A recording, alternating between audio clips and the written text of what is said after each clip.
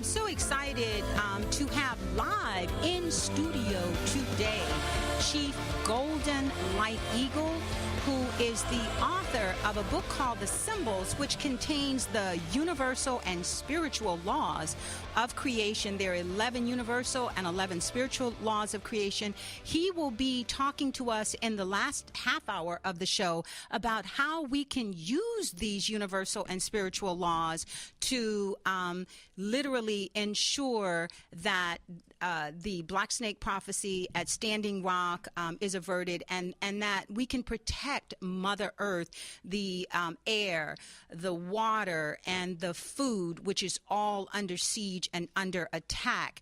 I also have in studio grandmother Mary Lightweaver, and she is an amazing healer who uses light, sound, vibration, movement, and balance to raise the vibration and open us up to our sacred responsibilities, which she will be opening up, talking to us about it. And I also I wanted to include the voice of the youth, and I have this amazing young man, Daniel Grassrope, of the, and now let me see if I can pronounce it, Kuwishasha Oyate in South Dakota. Okay, I know I butchered it a little bit. Say it again. Kuwishasha Oyate. Okay, thank you. All right, I tried.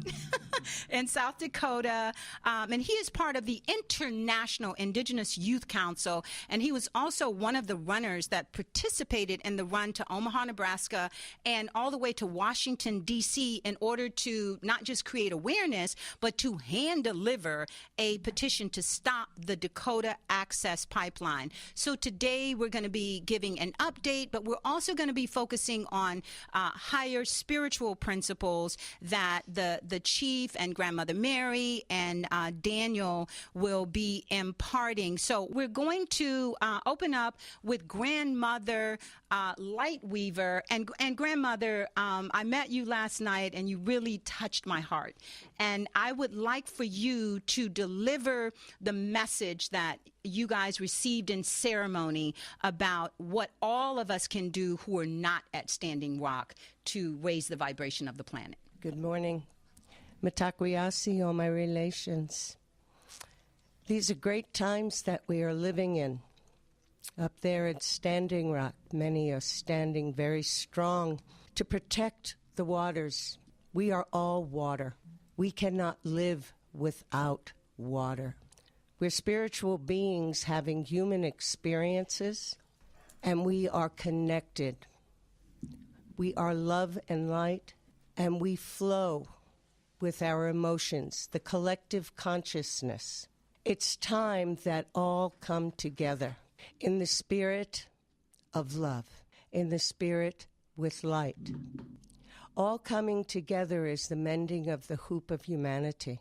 The very foundation in our culture is collapsing rapidly in front of our eyes. People are waking up to what is called sacred responsibility. That's the true reason and the true purpose why we are here, why we chose to come back as a two-legged in this lifetime.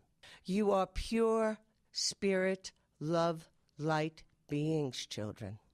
It is time to heal yourself. Heal yourself and love yourself. Forgive yourself so that you can love others, forgive others, and help mankind to heal. Seek truth from your heart. Many truths are being revealed at this time. We cannot live without the clean water.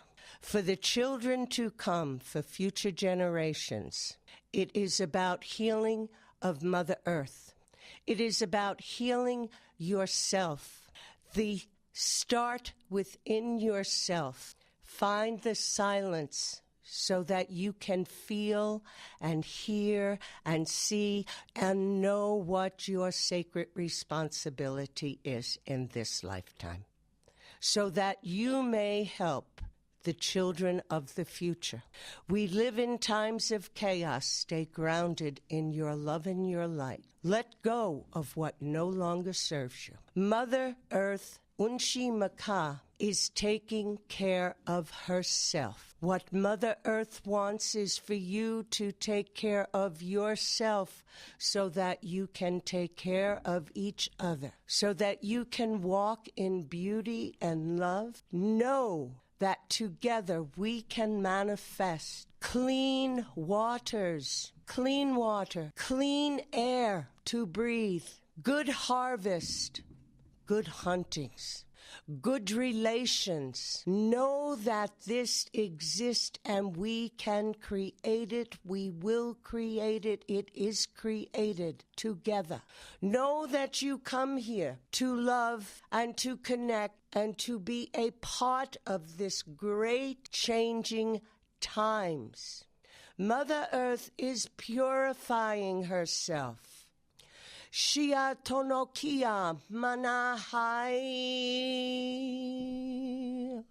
shone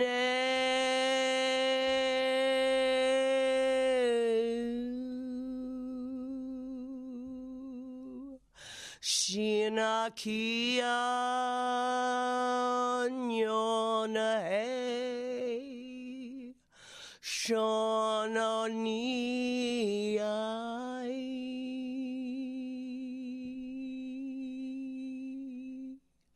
Shinakia shononania tanakia shonahia lanyanakia tonohia. Grandmother, can you translate that for us? Ashia nakia tono. Language of heart, language of light, telepathic intuition. No words to trick you. Language of man be very tricky.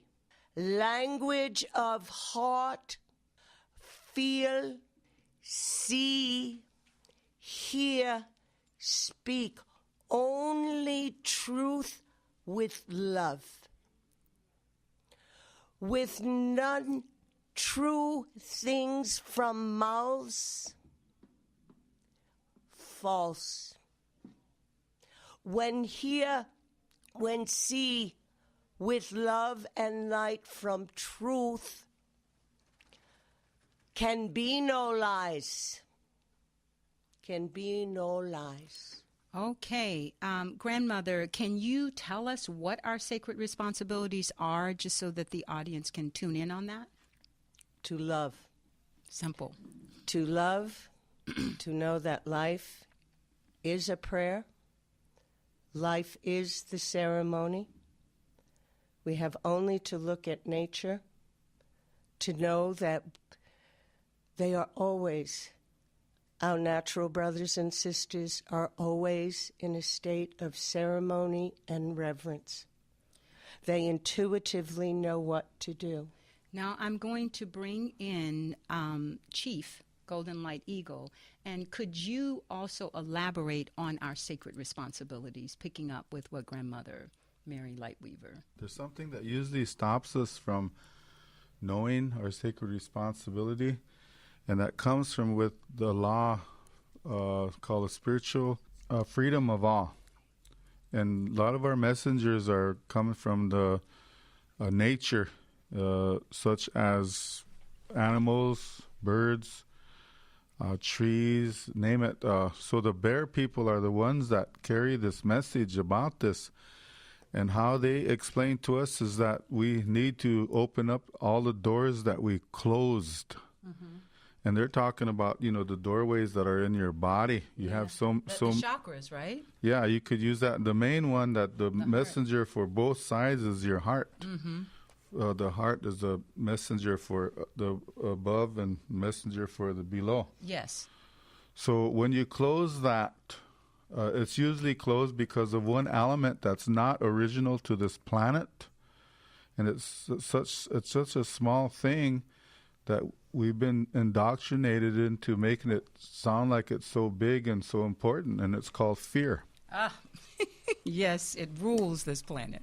So when we have fear, then we become afraid of what people think about us, what they're going to say about us, Yes. or what they're going to do to us if we go outside mainstream American indoctrination. And let's talk about, for a second, we've only got a couple more minutes before break, about how we have become afraid of the earth, the elements, the cold, and how we actually have command over the elements as in our sacred, power. Yeah, the dirt, for one, if you look at Mother Earth, she's basically all dirt. Earth and itself, yeah. if you go outside, just look outside and look at the ground, and every inch of land, there's something growing on there, on that dirt that we call dirty. But it carries so much life, and light to human beings. And usually when we get in our ceremonies, when we develop a wound that's maybe the size of nickel or we use dirt as to heal. to put on there. Okay. And it's the fastest healing wound. Okay. Wow. It doesn't require you to go to hospital, nothing. Love it. Dirt. All right, Danny, do you have anything to add to our sacred responsibility as a youth? Danny's going to be coming up after commercial break, but do you have anything to add? Yeah, just to stay strong and keep doing what's right for our people and for the earth, and also to do what's right for yourself, to make sure your body is healthy to continue on to help others, like Grandmother Mary said. Exactly. So Daniel, very quickly, you sent me a copy of the actual letter that the leader of the camp sent out, telling people that they should go home. Now, I'd like to know because this is my question, and I'm sure there are lots of other people out there who are thinking the same thing. The Dakota Access Pipeline has been very aggressive, very violent to nonviolent water protectors. Are you concerned at all, or any of you concerned at all that people leaving the camp, that they will see this as a sign that of you guys giving up, and maybe I feel like this might leave you guys vulnerable there without thousands of people, because there's power in numbers. What are your thoughts, as part of the Youth Council on that? My thoughts are very simple. We have to stay there as people. We have to stay together and show them that we're not leaving until the equipment is out of the area, and that the Dakota Access Pipeline is no longer going to go through under our water to destroy our water, because that's what we're there to protect, is the water. Okay, well, I mean, that's my thought and my feeling as well. But when I read the letter and the people were being told to go home, I understand the severity of the Arctic winter and the weather there and the concern for people's safety in the cold. But my real concern, and now I'm going to turn this over to the chief for a minute. What are your thoughts about so many people leaving the camp? Well, the concern is their health, number one. Of course, and the weather. Because they don't have the facilities necessary to stay warm. Right. In the middle of nowhere, and there's a lot of backwardness as far as help. Yeah. We got reports of, different places where they sell propane and they won't even sell it. I got reports that in Bismarck the people were being told not to even sell propane, from one of my friends who was reporting there. Okay, so I get that. Okay, so here's Danny, I'm going to bring it back to you. I'm with you about the fact that we've got to show strength in numbers. So with you just left the camp the other day. My friend who was there reporting, he left a couple of days ago. So are people leaving en masse right now from the camp? Yes, there are some people leaving in masses right now. They're going back. They have buses shuttling people back to where they came from. And also we do have winterized buildings, winterized camps there to help people that are going to stay so they can keep warm and stuff. And we've been telling people, when you come up prepared for the winter, Yeah. and also for the camps to winterize, because we weren't messing around or anything like of that nature to tell them to come up here, because we are staying through the winter. Yeah. So you're all right. So we're on the same page. You believe it is important for a presence to be there, because my concern was, like, if everybody left and only a few people were there, the Dakota Pipeline would feel like, oh, well, you know, it's over, and we can, as soon as the bad weather is over, we can just keep moving. So can you expand on that a little bit, Danny? Yeah, I mean, in the past, it showed that they weren't going to stop for nothing, you know, that they didn't have the permit or the easement to continue. So we're prepared for them to continue to bore. We're prepared for them to continue on with the pipeline, the construction of the pipeline. So that's why we're the ones that are staying back going to be there to help prevent that from happening, and also to remind people that we are there in prayer. We are there in a humbleness. Yeah. We're not there to antagonize or badmouth the police officers or the gospel workers, because we're trying to bring them back to the circle of life, to bring them back spiritually, so they can have that connection with the earth again, have that connection with the water and nature in general. And I want to say you guys have done an amazing job of being non-reactive and literally standing in your strength and your power amidst great brutality. So I want to thank the Indigenous Youth Council. I want to thank you, Danny Grassrope, for being on air with us today to give us this update and to encourage people and let people know that you guys are standing strong and that the youth are very much an integral part of this movement. On commercial break, we were talking about the whole unconstitutionality of what's going on at Standing Rock and what has been going on for hundreds of years with the violation of the treaties and the rights of indigenous people, and the unconstitutionality of what is actually happening now at Standing Rock. And the chief pointed out that nobody's really taken this to court because, you know, it is unconstitutional. So what we're going to look at in this segment, and the chief is going to address how we can address the unconstitutionality of what's happening from a spiritual level, because he has a lot to share with us on this issue. So, Chief, would you just, you know, talk to everybody as if they are, 12 years old. They don't understand anything. Okay. Keep it simple. Okay. 12-year-old mentality. All okay, right. I could probably do that. Okay, this United States of America was founded, and it was also, this Constitution, you could say, was adopted. And there's articles in this Constitution, maybe about 27 of them, or, amendments. And also there's what they called an oath of office that the president swore to. Yep. All the Supreme Court justices. Exactly, to uphold the Constitution. Of every state, every district. Every government employee. Every town in the United States. Every lawyer. Every law enforcement officer. Swear to uphold every it. Military person that ever has been in service. It's across the board in this whole United States to defend the Constitution.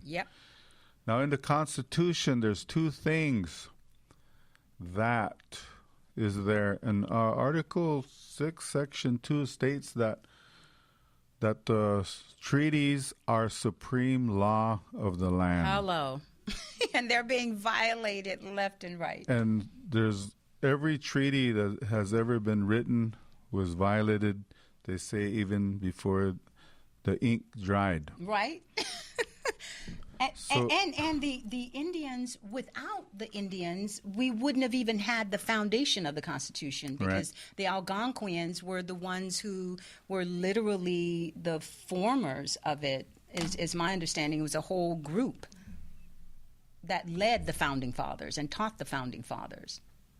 So you mentioned something about the Indians being the real lawyers. Can you symbolically address that? Well, there's other areas that we work with on the spiritual levels, and we work with a certain type of teachings that we call the 8 legs of the spider. Okay. And these 8 legs are in reference to the 8 ceremonies of the earth, and also the 8 eyes of the spider. And there's teachings from that area that help us to see how we relate to each other in a right relationship and a light relationship. What does the spider symbolize? And They work with the 8th dimensional areas. okay. So we're only 3D. Oh, right. Very low level. Raising your vibration from that level, it is necessary in order to create some kind of a successful result. Okay. So, if you're working on a 3D level on a legal system, you're just going to confront each other forever. Exactly. You'll never get anything done. So that's why all these animals and nature has a message for the 2 legs. Every human being, and nobody's listening to nature. Right. So the spiders are the ones that work with the legalities, and because all it is mind talk. Yes, it is. And Yeah. and they're really good at. They like to say, "Well, the spiders tricked me." Mm-hmm. And confusion, legalese is just confusion. Yeah. So then how can we, from a spiritual level, and maybe grandmother, if you have a thought, you can talk about how we can get back the constitutional rights that are being violated. In the Constitution, the Native Americans are sovereign. That's a part of the Constitution. They're not to be taxed. And all of this is systematically violated. Yes, it comes down to this group mass consciousness of U.S. Native Americans were put in prison up to 30 years if they talked their language, if they prayed, and if they sang, they danced. Mm-hmm. And I had 2 grandpas that went, they arrested because one was a medicine man. He talked to birds and animals, mm-hmm. clouds and rocks and everything. Holding the vibration of the planet. And so the religious orders that he didn't want to conform to had him arrested, of course, and thrown into an insane asylum. Yeah. And my other grandpa was thrown in there because he couldn't conform to the society. Of course not. So it was against the law for Indians to pray. Right. Up until 1978, when President Carter passed the Freedom of Religion Act that allowed Indians to pray to God. Well, and I want to say that one reason for all of this is around the world, the indigenous people, without the indigenous people, their prayers and their dances, all of that has kept us connected to the earth and has averted many, many disasters. And it's powerful medicine. And I think that that's one of the reasons why the indigenous people have been so persecuted and so much genocide against the Native Americans. Grandmother, do you have anything to add to that? The coming together of people is one of the biggest things that can be done. And that's been happening at Standing Rock. It has 500 nations, it indigenous has been. nations. And it's not just there at Standing Rock. All over the globe. All over Mother Earth. So do you see this countries. as a sign of we're waking up? Or Absolutely. Okay. Absolutely. We have people all over the world that are praying. They're coming together in love, and they're praying. And there's nothing more powerful than prayer. Prayer that is the love. Yes, right. This prayer from the heart. That connects all of us. This is the energy.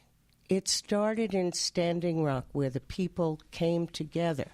And prayer. as we are witnessing, it is rippling around the earth. It is. This is the vibration of love. Yes. As our connectedness expands and people are waking up and they can feel this. Yes. They're coming together for common cause, for the good of future generations and for the good of the planet, wanting to be part of the emerging awakening the love. Okay, so Danny, are you still there, sweetheart? You are a part of that awakening and the courage of the youth. Do you have anything to add to that? Yeah, I would just like to add that the youth play a big part on our future generations, because when we teach, we understand right now what's going on and how we need to protect our land and ourselves and especially the water. Absolutely. Because without water, there's no life. But to understand what's happening now and to continue the teachings to our future generations and the generations that are here now, to start with our schools. And it's going to be more easier to start in the indigenous schools than it is in public schools, just because we know the culture here in our community already. Yeah. And to teach that in schools, to teach the love and the care of actually the environmental part of it too, is very important that we continue to do so. Well, I'm very, very proud of you guys. So now I'm taking it back to the chief. Your book, it's called The Symbols. So how can we use this book and these symbols to get us back on track? Well, usually it starts with an activation look. You know, many people just every day they just sit there and do this and do that, work or play or cook or whatever, and all of a sudden their head turns automatically, just turns. And they look at a clock and it says 11:11. I just saw that last night. The little numbers twist your head. Right. It has the power to twist your head, left or right, upside down. It doesn't matter, to make you look at this number called 11:11. And what's the symbol of that? So it's an activation code for people that are working with the 11th dimensional areas, not knowing they are, because they worked with themselves on inner levels with their knowing rather than their thinking. Okay. Because this is the age where we're coming out of thinking into knowing. Knowing and being. The thinking is a masculine age. The knowing is feminine. Yeah, and knowing comes from the heart, you know, and maybe it's connecting the head to the heart. Yeah, and it's telling us to get back into the heart. Yes. And isn't that where courage is going to come from the heart? Yeah, it comes from a incident. Yeah, you're either gonna, and so each of these incidents can be catalyst for growth, right? Right. And the world is growing, right? Because of Standing Rock. Right. So a lot of these laws that will work has done its job, and one of the laws is called the universal law of light, sound, and vibration. Oh, that's it's an equal law to the law of attraction. Yes. So whatever you're putting out there, you attract that to yourself. You know, so if you're looking at giving energy to, I don't want to give energy to the terminology of the black snake. You give energy to clean water. I got you. Okay, focus on what we want. Because the more you give energy, the more it's going to come at you. I got you. Okay, so when we talked about that last night, grandmother, about how we have to focus on the outcome, the result that we want versus what the manifestation of what we're seeing right now. Well, if we want to manifest a new world with clean water, we have to know that it exists. And that it's done. That our prayers are heard. Done. We have to believe our prayers. Yeah. Okay, Danny, what do you have to say about that? Because you guys, the youth there, you guys are pretty courageous, and you're not being daunted by any of this. So where's your courage coming from? Our courage is coming from the people, just the unity that's coming and that's continuing on around the world. Like, it's just so amazing to watch people come together and actually care for one another, because that's been missing for so long. Right. And now that we got the opportunity back to unite and love each other and acknowledge a person as a person, is just incredible. And that I really think that's what's giving us the courage to stand there to make sure that our water is clean because we all have that common goal, is to keep our water clean. Yeah, and I want to include with clean water is we also want to include the air, because, you know, they're poisoning the air with chemtrails. The earth is taking a beating. The food is being genetically modified. So clean air, clean water, and pure food, those are being threatened right now. And I personally think it's a part of the whole depopulation control agenda. Not too many people are talking about that. But, Chief, what are your thoughts on that? The water is actually a guardian to what we call the laws of change, the waters of life, and they work with invigorating stagnant life cycles. And we sure have been stagnant for quite some time. So, yeah, the waters are like the mother experience, you know, of this universe, of this earth, of our life. And there's nothing more powerful than water. It will move around everything. It's so flexible and fluid. But at the same time, it'll wash things out of its way, you know, if you don't get out of its way. Yeah, if it wasn't for water, I wouldn't have been able to enjoy myself last night, because there was a lot of dancing, a lot of fluidity, you know, in everybody's bodies. Exactly. And Grandma was out there dancing, wiggling like she was 18 years old. In So spirit, she must right? have drank a lot of water. Well, But- and our bodies are literally like 70% water at birth.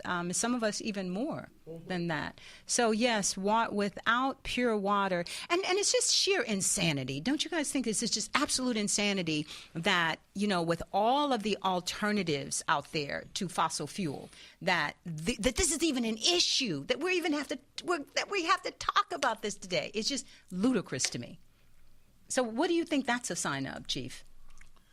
We're ignorant. And stagnant, right? Stagnant. And Danny, what do you think it's a sign of? I'm really not. Oh, amen? Yeah. Ignorance and being stagnant? Yeah, we got to change our wording. This feminine age, we need to change the word from amen to a woman. Ah, I love it. All right. Yes, we do need a new word. Yeah, Thank in you. the name of the Father, and of the Son, and the Holy Mother, and Daughter, Yes. a woman. A woman. Thank you, Chief, for that. Look, this was worth the whole show, wasn't it? Talk about a paradigm shift. We just had a paradigm shift on Divine Love Talk.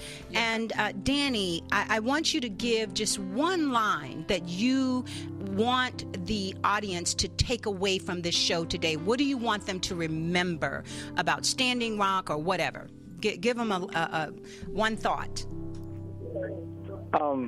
I just want you guys to remember that together we can achieve a lot more than we can individually, and to respect one another as a person, to identify each other as a person, to make sure that we understand each other emotionally and physically.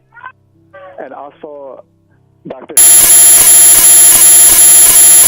a lot, nothing's going to get better. It's not.